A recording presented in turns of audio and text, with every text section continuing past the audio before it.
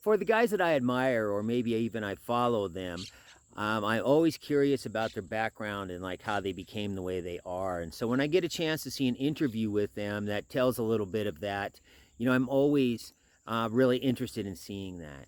And so this video, which is on the road to Sturgis in 2023, I stop in at Howie's house, and I was going to make it in just one video, but because there's a bunch of stuff that happened. But what's happened is Howie and I have known each other since I was 27 years old. We have a lot of history together. And so as I'm watching this, I realize that there's a whole lot of history and information about myself that I've never talked about. Nobody's ever seen it. And so I decided to cut this into two pieces and just make the first part the interaction between me and Howie, because if it was somebody I was watching, I would be curious to wanting to see that. So that's what I've done with this. We'll have this, the second half of it in leaving in part 3. And with that, you guys, let's get into the video now. Where am I at? Cincinnati. I've known Howie for many, many years. And visited him on the way. I haven't seen him in a long time. But I can't video too much because it's probably copyrighted music. Odyssey will let me put it on there. YouTube won't. Let's see what we got.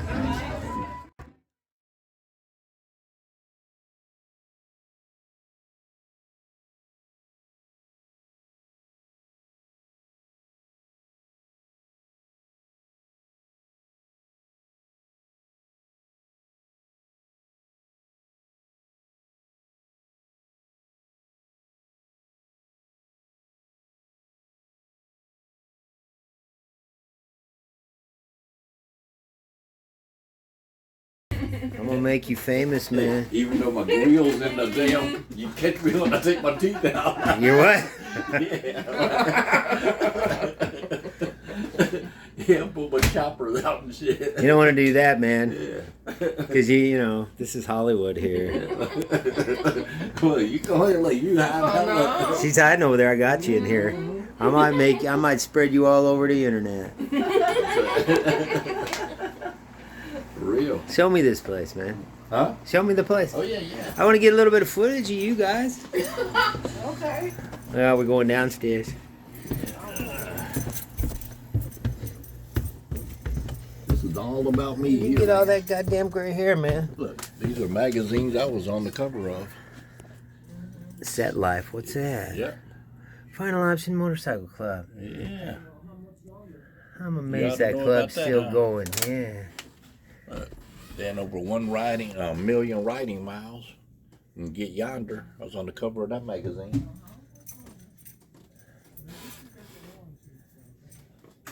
You know, everything down here is all about. Dude, come on now. That's a little arrogant there. Got a picture of yourself on there. Hey, Mouse took that for me, man. He had that in the art show. Oh, did he, huh? Yeah, yeah.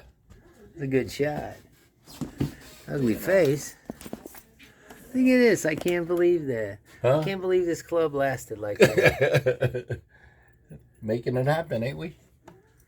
That's something else, ain't it? So I was a charter member of this club when I was 27. Yeah, ain't that some 27? shit?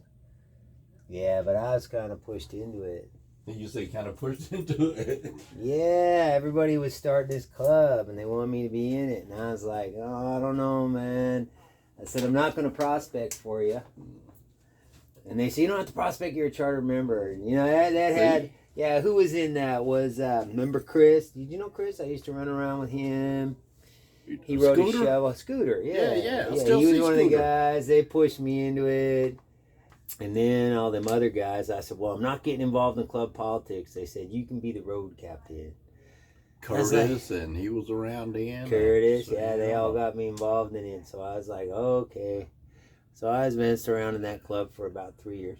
Well, we did charity events. We put on dances. We were successful too. I circulated all the flyers all over the place, and we raised some money, and we went on runs and campouts and shit. Well, you know the Confederation of Clubs, and then the San Diego. Yeah. I'm still the representative for San Diego's Confederation. Man, of I Clubs. was at one of their early rallies. Man, it was crazy. Oh, yeah. They wasn't all getting along back then, or whatever. I don't know what was happening, because there was smoke. There was fires and smoke going all through the trees. and there was gunshots going off all the time through the night when I was there. And there was, some of them were beautiful women walking around armed to the teeth. Oh, yeah. I set up my camp. Remember the Dirty Dozen? Mm-hmm. I think they were assimilated by the Hells Angels or something. But then some of their prospects come over and says, "Oh, you can't camp here." I said, "Really? Why not?" And they talk to me. They go, "We're gonna go ask the other guys." They come back. They said, "You gotta move over there." So they made me move. It was a really trippy thing because it was early on. Mm-hmm. When they were like, I don't know, they had some kind of a vibe going. I don't know anything about their politics, but there was a vibe, man. I was at that rally. It was in Arizona. No, I'm like, it was an early one. All of that stuff. It was really early. Then we got these Let's see what we got. our pins and our cut, and I just got that when I was out in California last time. One of the guys gave it to me. Was that? Oh, no kidding. Yeah. Oh my God, I can't believe you guys have that. And that's our patch years that we That got was patched Lee in. came up with the name for this club. Oh yeah. Hard ass He's old dead lady now. made that clock for me. Unbelievable. All these years later, that club's still going. It was just something a bunch of guys started up just for fun. We just started up just for fun, man. And we're still rocking. And charity. Trophies I've gotten over the years. For just what? Longest distance travel when I go to parties or dances and all that. Oh, then they give you this big ass trophy and expect you to carry it home, right? Exactly. They give you No, for real. They give you the long distance trophy that's huge.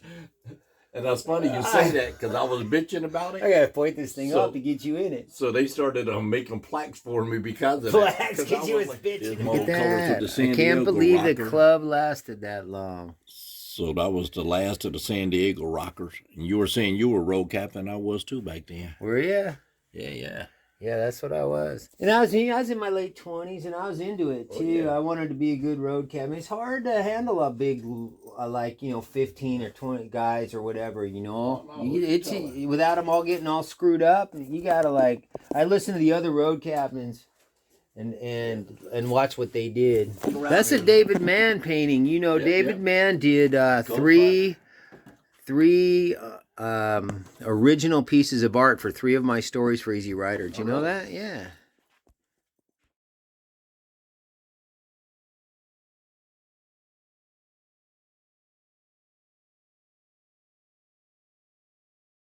Who did this picture?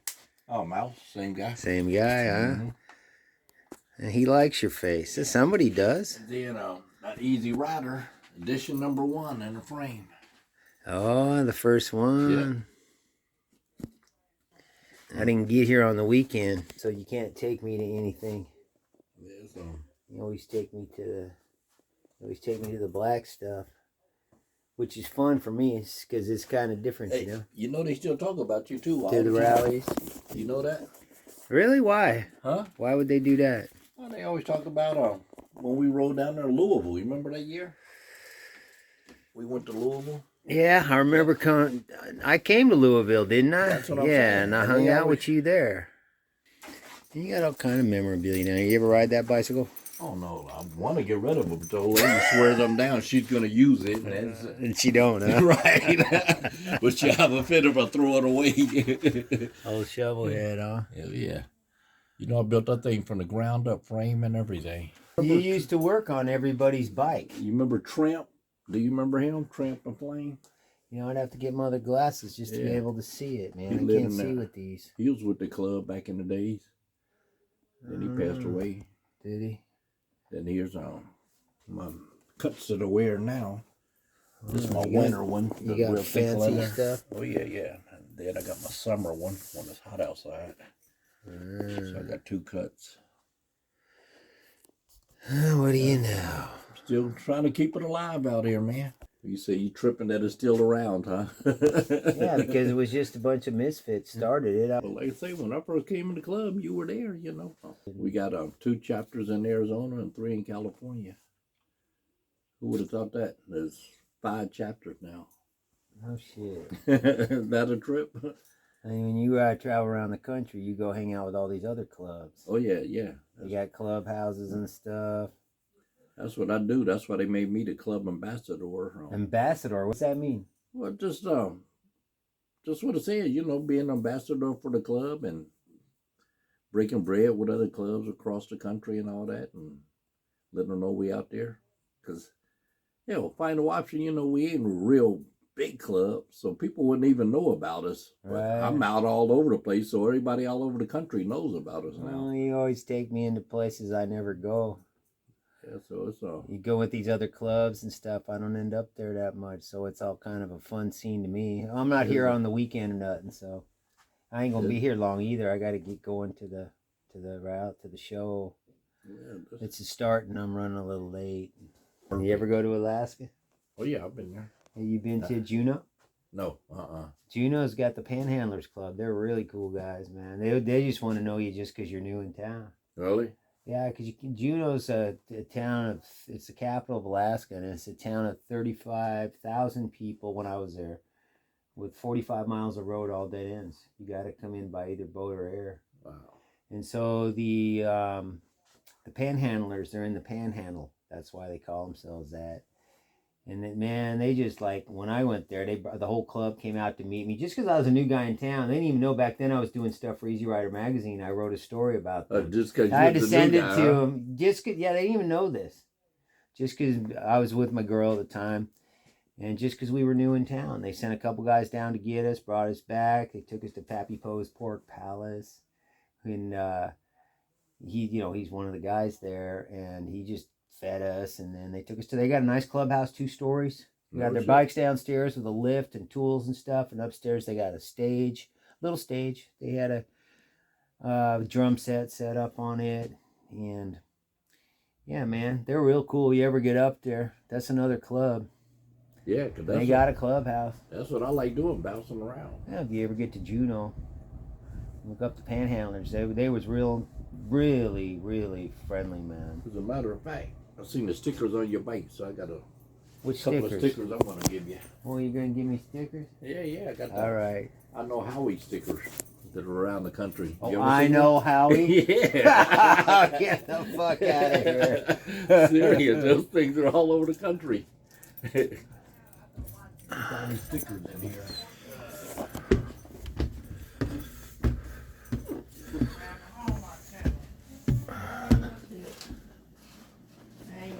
Military room. Yeah. And you uglier without hair, buddy. I was I wasn't too young then. That's when I was young. I was 21 in that one. That was later on in my career. There you go, man. Look. All right. I know Howie. I'm going to have to stick this on my tire. Look at that. Hey, now I got a good story for you, now that you're here. So when you retire out the military, Yeah. they usually fly the American flag over your state capital or whatever, Well, since I'm so much into the bikes, I was still active duty. I rode to Milwaukee and told them, I was like, look, I'm getting ready to retire, and I want my flag flown over the Harley factory. Did they do it? That's what this is all about. Really? The VFW post, Harley Davidson via American Legion. Yeah, American Legion post. You see it up there? Then these are letters from the Vice President of Harley congratulating me on my years. That's the picture of the flag being raised. That's the flag right there. No kidding. So I didn't know they did shit like that. well, they said I was the first one too to ever ask. I couldn't believe that. As long as Harley's been around, it's like nobody's ever asked us to do that before. I was the first. No shit. No shit. Well, man, that's cool. So yeah, that's bragging rights right there to have. They did a special ceremony and everything for me. So you wired? You were an electrician for jets? Mm-hmm. Yeah. How the hell can you figure anything out in those things? You got wires make mine look like nothing. No, I'm serious. I got some spaghetti wiring under my fairing. And then you always worked on everybody's bikes too. I remember that. Everybody bring you their bikes to work on. Oh yeah. But you sick of that shit now, huh? Oh yeah, I'm over it. Me too. I'm over it too. I work on it when I have to. I fix it. I just like, I'm gonna fix this and that's it. And then I'm gonna ride it some more. That's all I'm doing. Yeah. Yeah, right on. Well, life's been good though, brother. For real. It's a little different here, spending the winter here. You know, had to shovel snow and all that kind of shit. I ain't used to that. Moving from San Diego. Ooh. You know, I was Yeah. out there on 38 years. San Diego. Really? I lived there 9. And now I'm here again. That's where I started out, and this is probably where I finish at. Yeah, he was wrong. What is it, like 3 in the morning? Oh, yeah, I bet it is. I ain't gonna put up my camp. Sitting around here bullshitting all night. Oh, we went out to that bar, which I didn't film in, because it... You know, it was the old president of the Warlocks who put the transmission in my bike. Oh, really? Yeah, his name's Big John. Well, he goes by Big John, yeah. right? You know him? Yeah. Mention me to him sometime. Yeah. I got his phone number still. I was at Daytona, and I made this deal with Baker to get this transmission. I got some money off. I traded him in a magazine store. Anyways, I got this transmission. So I'm riding around with the guts for this 6-speed transmission in a box, carrying it. I'm like, what am I going to do with this? I'm in Daytona, right? So I think I starts putting on Facebook or something. Anybody got a garage or something I can use? And I get a couple of offers, and then Big John gets a hold of me. He says, come on down here. I'm authorized to do those. So I go down to his place. You ever been to his place in Florida? He got like a 1-car garage, right? And he's big, like, right? And you got one lift in the middle of it. And so he puts the bike up, and he gets off work and shows up. And I'm like, oh, I'll tell you what, man. I'll just stay here. I'll start taking it apart tomorrow, get it ready for all this. He's like, let's just do it now. And he just got off work. I'm like, all right. Right. So we start ripping the bike apart. You know, he's never put one of these 6-speeds in before, right? Oh, really? So Yeah. He starts ripping it apart, and like, I was gonna help, but I'm like, John, I'm just gonna get in your way. I mean, that's all I could do. He was so fast, right? Like, I'm kind of slow. He was really fast. And he put that thing in 2 hours, 2.5 hours, I think. He put it in. And at the rallies, Baker puts 2 guys on each motorcycle. If you buy a tranny, they'll put it in for you, or they used to. They were doing this at the time. They figured 4 hours. 2 guys. John put it in 2.5 hours, something like that. By himself, That's how I got the 6-speed put in. Then I put my 5-speed in the box and sent it off to somebody to store it, you know. Oh. You go to all the outlaw clubs and hang out with them? All the time. Like I say, the council of clubs, I'm a member of that. So we do all the meetings. We have meetings twice a year, so real big in all of that stuff. The COCs, of course, income. COC? Yep. Who's that? Huh? Confederation of Clubs. Oh, the Confederation. Yep. We just had a meeting in Phoenix, probably about a month ago. And I was just out there in Phoenix doing that. They're pretty, they've mellowed out a lot, huh? Oh, yeah, it's really cool now. And I mean, like I say, everybody gets along. And I love doing it, though. It keeps me busy, and I'm running all over the country and doing that kind of stuff. So, and it helps put our club on the map, you know. Like say, we're a small club, but we're pretty known all over the country now, just from being involved in the biker culture and all the stuff that we do here. I would have never imagined. He still remembers the Potrero Club. What do we call that? Yeah, the Potrero Run. The junkyard Run. Somebody gave us a piece of property. The president went out there. I went out there to look at it, and I was like, no way. He was like, yeah, we can have it. We had a rally once. Yeah. I was like, this is a junkyard. It was, too. I was way out in the middle of nowhere. I was still prospecting then. Yeah. And one of the things that I remember during our rally was the band was playing, and we had a generator, and it kept popping the circuit breaker because it was overheating. You know, it's so hot out there. They gave me a piece of cardboard. They said, you better not let the circuit breaker pop again. So everybody's partying and having a good time. And I'm fanning the generator. You're fanning the generator with a piece of cardboard? Yeah, that was... That's funny. We did charity events. Oh, yeah. Well, you remember the Frank King deal, huh? With doing the National City, handing out toys? That's still going on to this day. Was that you guys? Yeah. Well, Frank King did it, but then Final Option and Booze Fighters, we all pitched in as, you know, kept making that going. And Frank King has passed on, him and his wife. I remember when we first started doing that run, we used to take old bicycles and sand them with sandpaper and repaint them with paint and all that and give them to the kids. Now we're getting sponsored by all these big corporations and all that, and we have like normally about 200 to 250 brand new bikes every Christmas that we give out. No kidding. Yeah, so it's pretty awesome to see the humble beginnings where we started from and where we're at now with it, all the bikes and toys, a big tractor trailer full of toys and everything. Wow. Yeah, so. Hey, now you were talking about needing a tire. I went 3 years without buying a tire one time. You know, my last bike had over 500,000 miles on it. I never bought a front tire for it once. Yeah. Well, what I used to do was go to the Harley shops or motorcycle shops and ask them they have any tires with holes in them. They'd be like, well, fuck, we got a whole rack of them. Put a tube in it. I would just go through and find the one with the good tread and put a tube in it. And That's exactly right, man. I've done that so many times because of working at the rallies. I never bought tires after that. Once I started working rallies, I got good ones. Yep. But these 2 tires that I got on here, I got from behind the dealership, and they were like new when I got them. But the ones with the holes, I did the same thing. People think that because you have a tubeless tire, you can't put a tube in it. No, And I try to tell them, no, a spoked wheel has holes in it because of all the spokes. You have to put a tube in it. A mag wheel, you don't have to.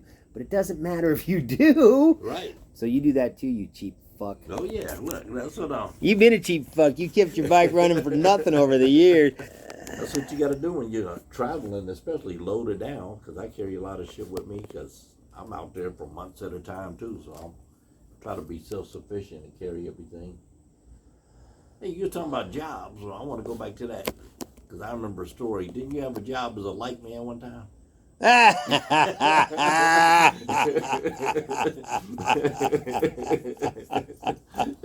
What, you want me to tell that story? Well, I always remember that too. I was like, man, you're just like, you just fall into like lucky stuff all the time. I'm like, who else would just fall into a good job like that? A good job like that. He's talking about that time when I worked for the porn crew. I made a video. I told the story on it. I know I got it up there already somewhere, man. But yeah, I was a PA, production assistant. I was a grunt. That's what I was, a grunt. They give me $100 a day, all the food I could eat, and I lived in a big house with a bunch of porn people. It was really interesting. We had porn girls making us breakfast in the morning, you know. They paid me to watch people fuck. I had my clothes on the whole time. It was bizarre. I thought that was so cool though when you told me that. You know how I got the job? Ah. I don't think I put this in the video, and I don't doubt I'll use it if I have it on there. I was up in Red River, New Mexico at the motorcycle rally they get out there. Mm-hmm. And I had my buddy, he's the old editor for Biker Magazine, old associate editor. But he made his money in real estate, and he's got a house up there, and during the rally, he's got a hot tub out front. Anyways, so I'm staying there. He gave me this Airstream trailer next to the house to stay in. So I'm staying in that, and he hired these 2 Mexican girls to clean the house during the rally. And I come back one night, and I'm on the phone, and I'm trying to be cool, and as I walk around, I look in the window, and these girls are taking turns with him, right? And so I'm in the trailer, and I'm trying to be cool because I'm talking to a girl on the other end, right? I'm trying to be cool, and I didn't turn my lights on. I'm watching through the window, watching this show. So when the whole thing was over, and he had porn people there, and he likes to do photography. He likes to take pictures of beautiful women. That was always his thing. Mm-hmm. They weren't making porn or nothing, but they had like girls on bikes, and they were doing that kind of thing, the usual bike stuff. But everybody got laid, and so after it was all over, I looked at. We're sitting in the living room, and I says, everybody got laid but me, because it was true. Everybody got laid. And one of the girls, she's a porn star. She says to me, she's sitting next to me. She says, I'll fuck you. She says, I want to fuck you. I go, what? Really? So she comes out to my trailer, and she fucks me. And when we get done, her old man, who was there, he offered me that job in Sturgis. Really? He said, yeah, after we're done. He says, we're shooting a series called Sex Across America, and we're going to be shooting in Sturgis. Do you want to work? And that's how I got the job. Wow. By fucking his wife. That is so cool. That was the fucking world I lived in at the time. That's what happened, you know, and that's what happened. And I ain't no saint. A friend of mine told me, he said, a halo is 6 inches from being a noose, my friend. I ain't no saint. I love that. And then I had a big adventure, but I mean, during the whole shooting, I didn't get laid or nothing. I had my clothes on. It was, you know, it was really strange to watch it. Part of my job, at one point, I sat up on the hill and watched out for the cops. Oh, really? Yeah, because they were filming outside. They filmed on my bike. I gave this guy my chaps, and I gave him, and my bike, I parked it. And so he's supposed to act like he rode up with the girl. They shot it on my bike, and then they get off and they fuck in the woods here.